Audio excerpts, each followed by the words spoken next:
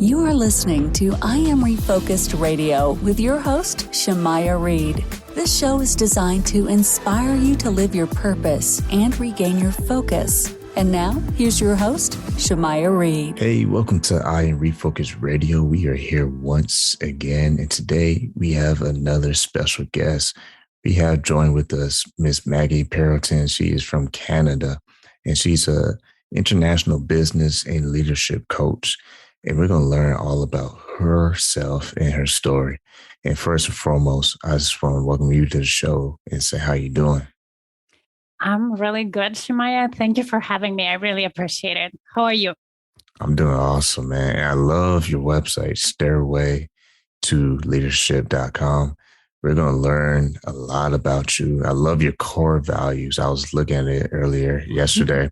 And 1, simplicity. 2, excellence. 3, courage. I can't wait to dive in to learn more about that.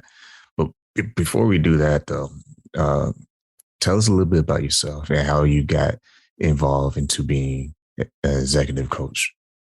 Yes, sure.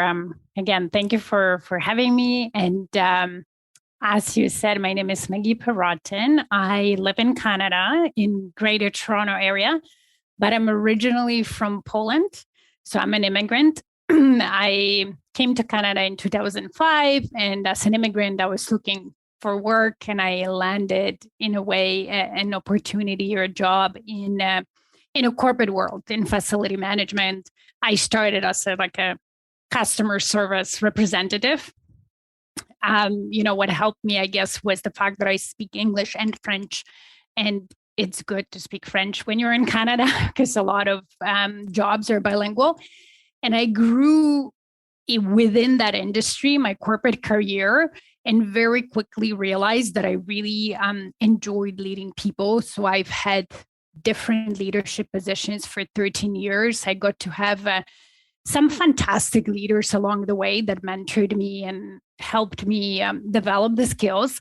And I did many different things. I led people, but I did some construction projects. I managed buildings. I managed technology projects, some business intelligence, a lot of different things. I like variety personally. And about 4 years ago, I did go through a burnt out in one of my corporate roles. I feel like, a lot of people go through that in corporate world. This one was sort of situational, but thanks to it, it got me rethink a little bit how I wanted my professional career to go and my professional life. Growth is important to me. I really love to develop as, not only a person, but also professionally. So I knew that I wanted to grow, but as I was looking at what it would lead me or the price I thought I would have to pay in the corporate world, I didn't want to do it. I have a family. We're a blended family with 4 kids. My kids 4 years ago, they were young, and I wanted to grow in my career, but also have a balance that somehow I didn't necessarily see that in the corporate world. So that sort of led me to rethink, well, what do I want to do? And as I was thinking through that, I realized I have passion for coaching and developing people. And I've done that for 13 years. And in every role, this was always my favorite part of any role. And there were even a couple of roles in my career that I didn't have people directly reporting to me because, I was maybe interacting with the clients or, again, leading mostly projects, things like that. And even though I did well, I didn't enjoy them as much. I always came back to the roles where I could coach and develop people. So, that passion and, I love business. I have experience. I have some education in there. I thought, okay, well, I'm going to give it a try and become a business coach. And I did that for a couple of years alongside my corporate career. And now I'm in full time. So that's, in a nutshell, that's my story. And when you decided to go full time, was it difficult at first to find clients to join with you? Or did you kind of try to set up to where when you made that transition that you would have someone or a few clientele already prepared? So as I said, I ran it part-time at first my business along with my corporate career. And I got to the point where I didn't necessarily replace my corporate income. I had a 6-figure income. I was a director. I had 30 people under me and so on. But I got it to the point where I felt confident in myself that when I make the transition, if I do, work my plan that I had, I will be able to sustain myself and my family. And of course, I had a plan B just in case. But I will be able to grow my business enough to be okay. So it was more of a confidence decision and a little bit of income, but more of a confidence than getting it to the point where I was just completely, my salary was replaced and it was an easy switch kind of thing. Perfect. So you were able to, like they would say in today's terms, have a side hustle to the point you were able to build it to replace your previous income. When you made the move to go full time, what was the process like being full time your own boss versus having to juggle doing the side hustle and still kind of contribute to your day job? So for me, I actually love it. And because, this is something I of course, I live what I coach my clients, right? So I'm really a believer in leading by example. So I practice what I preach. So maybe for me, it was easier than maybe for some others, some other entrepreneurs that sometimes struggle when they make a switch from a job where they have a certain structure, right? And they need to show up at a certain time or do certain things and then finish. And then when they switch to their own business, they have a hard time actually focusing on doing the things that they want to do or should be doing in their business to grow it, right? They start procrastinating. They start not necessarily have some challenges with time management. But I didn't have that. So for me, it was actually great in two main areas. So one area is having that flexibility, full flexibility. As I said, I have a family, my kids are still younger. So not being fully responsible for my schedule, even though my corporate world or job was still fairly flexible, but you have a boss underneath or a VP or somebody, right? Then they want you in certain meetings. So you get scheduling meetings. So there are certain parts of your schedule that you cannot control, right? You can make it and control a bunch of it, but you are not fully in control. And there's always pressure. There's some other pressures that come with it. Whereas when you run your own business, you control the pressure. Yes, you can create it for yourself. That happens. But when you know how not to do that, you don't need that pressure and you're fully in control. So we're just, as we record this, we're past the spring break. And this spring break, I really felt stress-free. I was able to do things with my kids and still do a little work, like really create an experience for myself and my kids the way I want it without having, other people accommodating, teams or bosses and so on. So that's one thing that I really enjoy. And the second part is me being responsible for all the decisions that I make and living the consequences of those decisions, but being able to think through things and so on. And again, in my corporate world, that wasn't always the case. There were certain decisions that were made above me. And yes, I was responsible for implementing them, but sometimes I didn't necessarily agree with all of them. And I didn't have influence over that, right? So I like that full independence, I guess, in my business right now. Once again, you listen to I'm Focus Radio, talking to our special guest, Ms. Maggie Perotin. And I like what you discussed moments ago about taking full responsibility now that you are your own boss. Like you're taking the brunt of everything. Like you can't pass it up to anybody, especially you. Now, this is a great segue into getting to what you do for your clients, because you're coaching them on the same similar concept of having them make sure that they understand the responsibilities of their choices and the consequences of what happens if they don't maintain that consistency of those building blocks. And I love the website. Once again, your website is called stairway-to-leadership.com, but you have a step-by-step process that I would like to talk about. And you have a special name for it too. It's called the Diamond Effect. Tell us, how did you come up with that name and what are the step-by-step process? Sure. So how I came up with Diamond Effect, I love nature.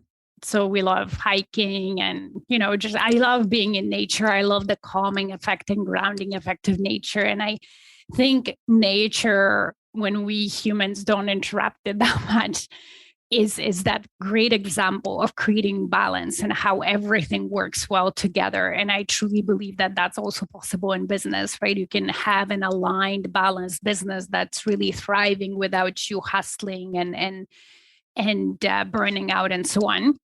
So Diamond Effect came from the fact, like, when you take a diamond, so it's a rock, right? It's one of the most beautiful rocks, the strongest rock on earth. It's very valuable. Everybody or most people want diamonds, right? So it attracts people to it.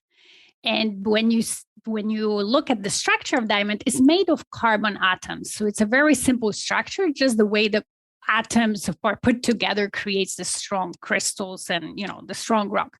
So now when you look at graphite, which is a rock that we use in pencils, it's very brittle, it's dark, it's not that appealing. People use it, but it's replaceable. Like you can use, crayon or a pen, whatever, new technology, whatever we use.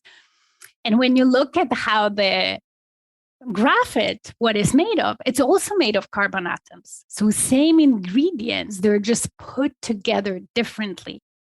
And that what makes a difference between the diamond and the carbon, and of course, some pressure and how they're made.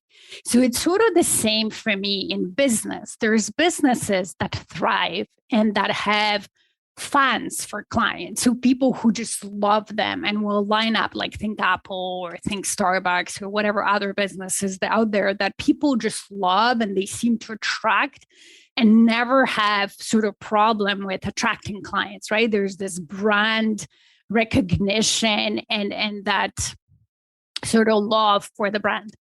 And then there's businesses that maybe have similar products, sometimes even better quality or equal quality, and they kind of struggle to attract the clients, right?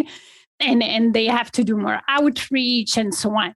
So what's the difference, right? The ingredients that go into those businesses are the same, but the difference is how they're put together, right? The difference is how they operate, whether people, how they motivate. Again, it all depends on the business, how big it is and so on.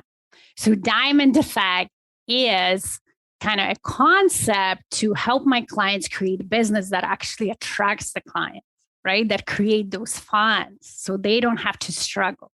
So create that uniqueness about them and being able to showcase that in order to achieve that result. And that's important because CEOs, it's always a constant battle of trying to be better than the next, person in line, because it's very popular to be an entrepreneur nowadays. You see it on social media, you see the quotes, you see the memes, you see all this amazing attraction that is, kind of like the podcast world. It's just a buzz right now. But for them to sit down with you and to break down like who they are, identifying their core mission and identifying their style, their own unique style. Yeah. What is that process like, and how do you unpack? Because I'm sure they come to you ready to go. They just need some fine tuning. Yeah. So unpacking is really bringing things to basics. And for me to understand, like as a coach, you always bring a different perspective for your clients, right? So in order to bring perspective, I also need to understand what my clients are all about. And that process, and I will give you like 3 high level steps, what we do in a moment. But that process, it allows me to get to know them, but it also gives them opportunity to review it, right? And really see what they're all about. And as we talk through it, we tweak things or change things depending on where they are, where they want to be, and what are the challenges. But the step number one is really that, and create a core foundation for the business. And that comes from, again, depends if the client is a solopreneur, if they're the only one, or whether they already have a team and so on. And how long they've been there, whether they've have some of that foundation or not. But create a core foundation, and that comes from the mission and the values and the vision. And if you're the solopreneur, really aligning that business with you, with who you are. So starting with your personal values, but even, in the CEO, like that could be the case as well. So going from there and getting very clear on the company values and the mission and the vision. So that's sort of like a first step. Then the second step that it needs to be aligned with it's diving very deep into the customer journey, right? Because why businesses exist? They exist to serve their customers, to provide value to their customers. So diving deep into the customer journey from the very beginning, when they don't know the business yet, right? The ideal client or best client, however you want to call it, to where they come into, like the business comes into their sphere of interest through marketing and sales and so on, to when they become the customers. And then when they maybe not leave, or for a moment, right? Maybe the service is finished and maybe they will come back or not, but they can always refer others and so on. So diving really deep and mapping it out, and always having the customer experience in mind. So I have this concept of in there, lead with value. So how do I deliver the most value to my customers throughout that journey? So that's step 2. And then step 3 is really just implementation. And that comes with like a simple action plan. So there's my one of the values, simplicity. I really believe in it. So then creating a plan that actually can be implemented consistently. Because, what I've seen, and that happens in the, even in corporations and corporate levels, sometimes people get plans that are too complex, too chaotic, and maybe they can be implemented when everything is perfect and so on. But let's be real, business and life is never perfect. Things happen. And when things are too complex, it's very hard to be consistent, or it's very hard if you have teams, or the larger the team and the more complex the plan, the more difficult it gets for everybody to follow it the same way. So then the quality suffers and so on and so forth. So creating a simple plan that can be implemented consistently, that's sort of the third step. And through that, I also help my clients, if they're the ones implementing the plan, especially, develop some good habits, some high performance habits that allow to work smart and not hard. And that comes from, my own experience of burning out and going through some high performance coaching myself, and implementing good habits in my life and in my work, the way I work and run my business, even the way I operated after in the corporate world, that just improved my quality of life so much that now I do teach that to my clients as well. Once again, you listen to I Am Refocused Radio, talking to Maggie Perotin. And when you touch on the high performance actions, that's important, because time is very important. When you're a CEO, you don't have the luxury to just kind of wing it. And the three steps that you had with, the company's mission, value system, the customer ideal experience and understanding them, and then the action plan that you can repeat that process. That's like the beginning of the journey for the CEO.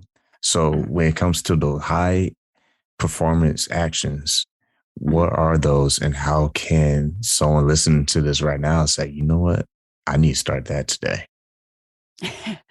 So I will talk to an individual, right? So if you're listening and you're individual, you want to know what's important for you, right? Whether you're the CEO of a larger company or you have employees, or whether you're a solopreneur, you really want to focus, first of all, on actions that are high value for you and your business, right? And those really come from your goals. So, with my clients, when we set the vision and we're clear on things and so on, then sort of like, part of that simple action plan is having goals, not many, 1 to 3 max for the year, that are sort of overarching, that are aligned with the mission, that are aligned with the vision.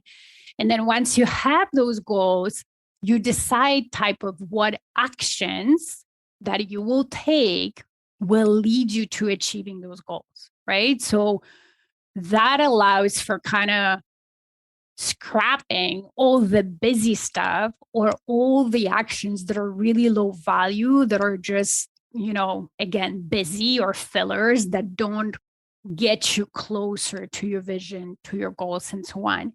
And when you have that, those, again, it's a Pareto principle, right? Focusing on 20% of the actions that actually deliver 80% of the results. Then implementing habits like weekly planning, not going into the week, not knowing what you're going to do, but planning a week ahead, putting things in your calendar, having time to focus, having time for some strategic thinking. I teach my clients a little bit of a morning routine, a little bit of a evening routine, because I'm really all about strategy and creativity. Because I believe that everybody's creative. And as a CEO, the way we're creatives in our business is when we create good solutions, whether it's for our teams, for our clients, and so on. And the only time our brain can create like really good solutions, if it's rested, it has time to think, and it's not constantly busy. So making sure you accommodate, you create that time for yourself. That's also one of the habits we about.